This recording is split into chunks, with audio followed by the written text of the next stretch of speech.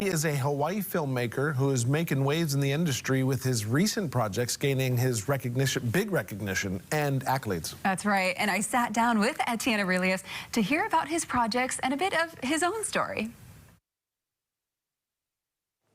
He's an award-winning filmmaker, and he wears just about every hat in the film industry: director, producer, writer, and cinematographer. And we're joining him today to talk all about his new projects, one of which just swept all of the major awards at a big film festival. We're talking to Etienne Aurelius. Hey, Etienne. Hi. So good to see you. So good to see you. And I know you've been up to so much recently and some very exciting projects. So first off, let's talk about Lucy, because this was a big one. You just won a lot of awards. It was your first ever narrative film project, winning 3 prizes: the Grand Jury Prize, Audience Award, Best Actor, and then you even received a 5-star review from Indie Shorts magazine. You were nominated for many more awards. So tell us all about that experience and what it's been like. It was a great experience. It was my first time I've ever touched a camera shooting an actor and like having to be a part of that whole machine of like that narrative film world. And it's something I've always wanted to do.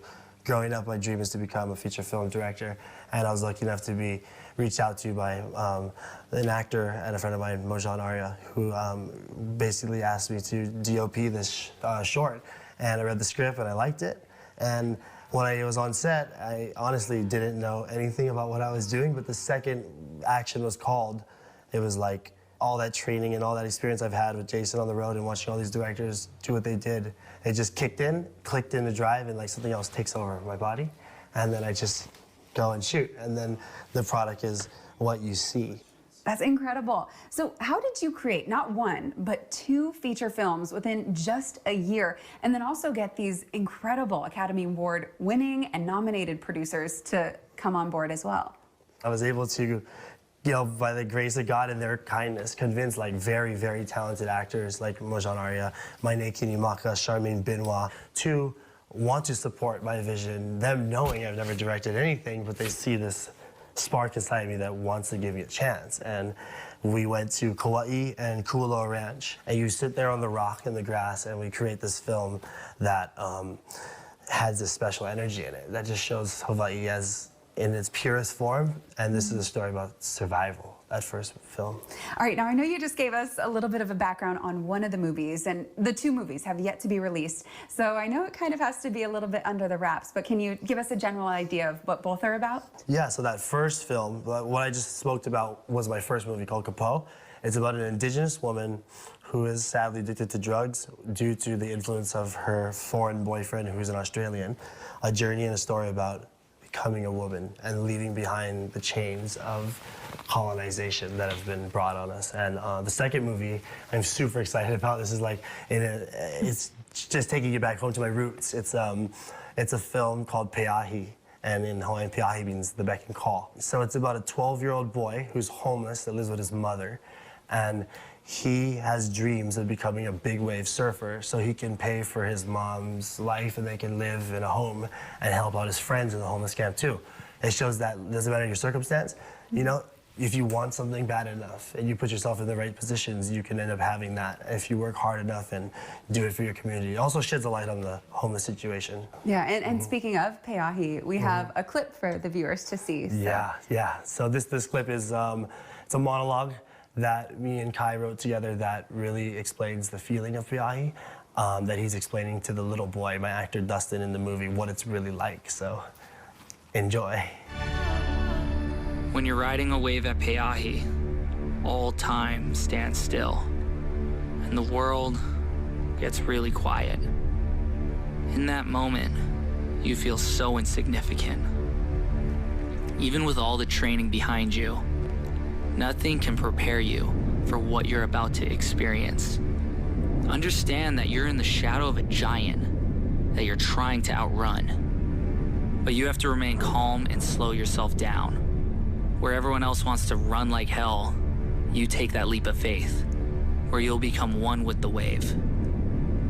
Everything around you becomes pure chaos, but the illusion you have of control will be the only thing that helps you make it. And when you do, nothing on this earth can compare to that feeling. If you ride this wave, you'll be the youngest to ever do it. And with that comes endless opportunity. Because all it takes is one wave to change your life. Wow, that's incredible. Yeah, that was crazy. That day was like the biggest day in a decade, and that wave was insane. Like, he was having a shocker through the whole afternoon and morning, and he came back strong. And I was on the shoulder of that wave screaming my guts out, and like I lost my vocal cords that day, and it was pretty insane. All right, well, coming up on Living 808, of course, we're going to continue our discussion with Etienne Aurelius. We'll talk more about his recent projects with Jason Momoa and so much more, so stick around. Living 808, we'll be right back.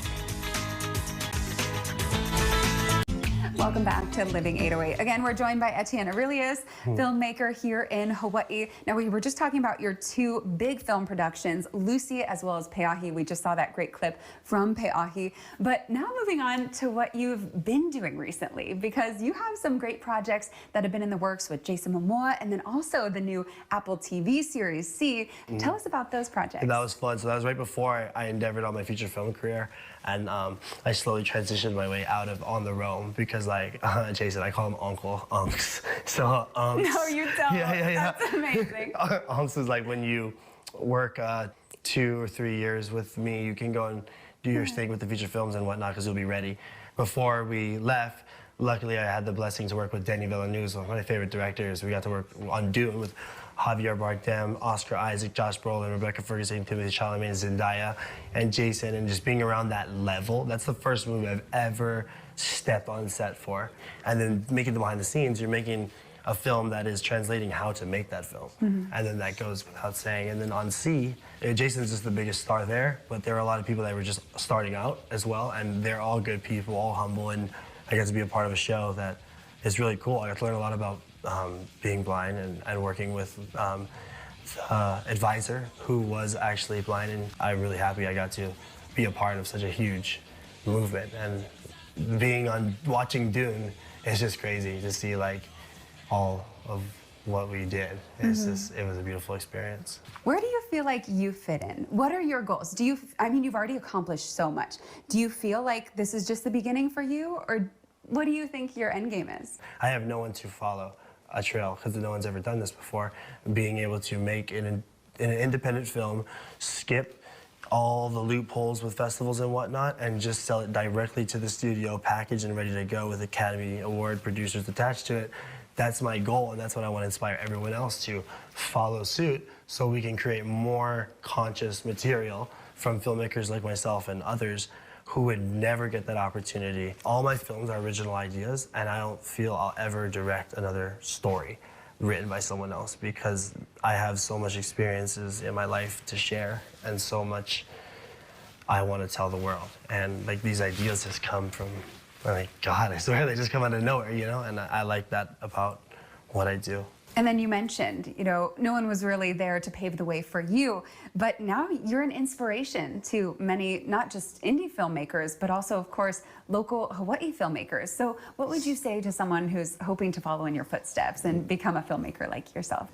If you want to be a feature film director, understand that it is the hardest thing I can fathom on earth besides going to first deployment frontline war and going and climbing Mount Everest. It's a Herculean feat of the highest level to complete a feature film. It's a psychological masterpiece of destruction, chaos, anxiety, happiness, pleasure. It's a maze, and everything has to come together perfectly, and you have to be ready to withstand and take that. Like, I spent all of my money to make my first movie, and then Corona hit, and I had nothing, you know?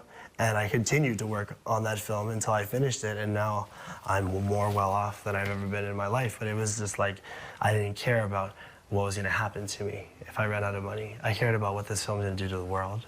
And don't compete with people from here.